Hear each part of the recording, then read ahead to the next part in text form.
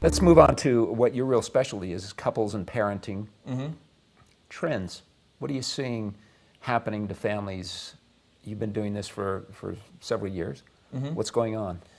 Well, a lot of trends, a lot of the work I do is with blended families, step families. I myself am a part of 2 step families through both death and divorce, various parts of my family. You have a stepchild? I have a stepchild and a great kid, and his dad's a great father, you know, and so part of that successful step family is when I came on the scene, immediately I wanted to support that father-son relationship and not try and wedge myself in between. And because of that, my stepson's father and I, we get along really, really well. Yeah. You know, I mean, we don't go bowling together or anything, but we're it's just fine. But a lot of step families have difficulty making that transition. People, especially parents, feel very competitive about their children's affections, and I see a lot, unfortunately, of these poor kids get caught in the crosshairs of these parents who are fighting as if they had never divorced, and then pulling their new partners into it, and then, you know, it's a kind of a tug of war with these kids. And so that's one trend, and one of the things that I do a lot of work with is helping these blended families learn how to get along. And hopefully the one thing that all the adults have in common is they love these kids, and they want what's best for these kids. And that's where I usually go first, is let's clear away all of the debris from the past relationships and whatever resentments there still are. Learn how to let go and move on so you can collectively do what's best for this kid. But if you've been in a very combative relationship with someone that you're divorcing, that word competitive tends to emerge, I would imagine. Yeah. I'm going to guess that that's probably one of the biggest issues why there's so much anxiety with step families, is because mom and dad, whichever, the step parent, the real the bio parent, they're competing, you know, on their half of the week, if that's the way it is. Yeah. What do you do? What do you say? What are you telling them? You know, I wish I could give a shoot from the hip, Fraser Crane on the radio, Dr. Phil, whatever advice, but the truth is that every family is different. And there are some universal bits of wisdom when it comes to blended families, but a lot of times it is case by case. But I guess one thing that comes to mind is always bring it back to what is best for the child.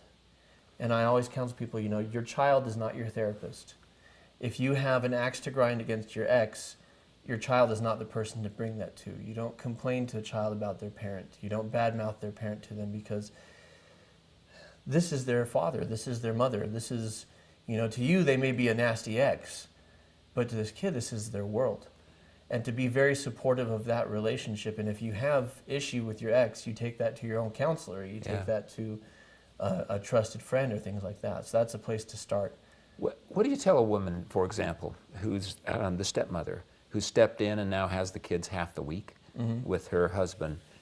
What do you tell them about how they should try to identify themselves with the children? Should they try to be the mom A or mom B, or you know, more than a stepmom? Should she try to be everything that bio mom is?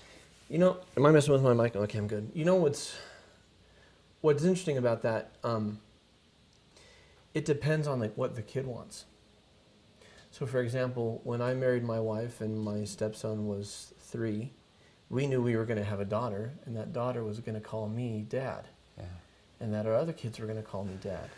And so I said to him, I said, you know, I know how close you are to your father, and I'm not looking to take your father's place, but do you want to call me Dad?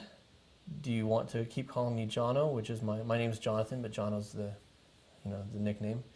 And he said something very sweet. He says, I want my dad to be my dad and my Jono to be my Jono. And you know, I'm very much a parent. I feel a parental role, but his father is his father.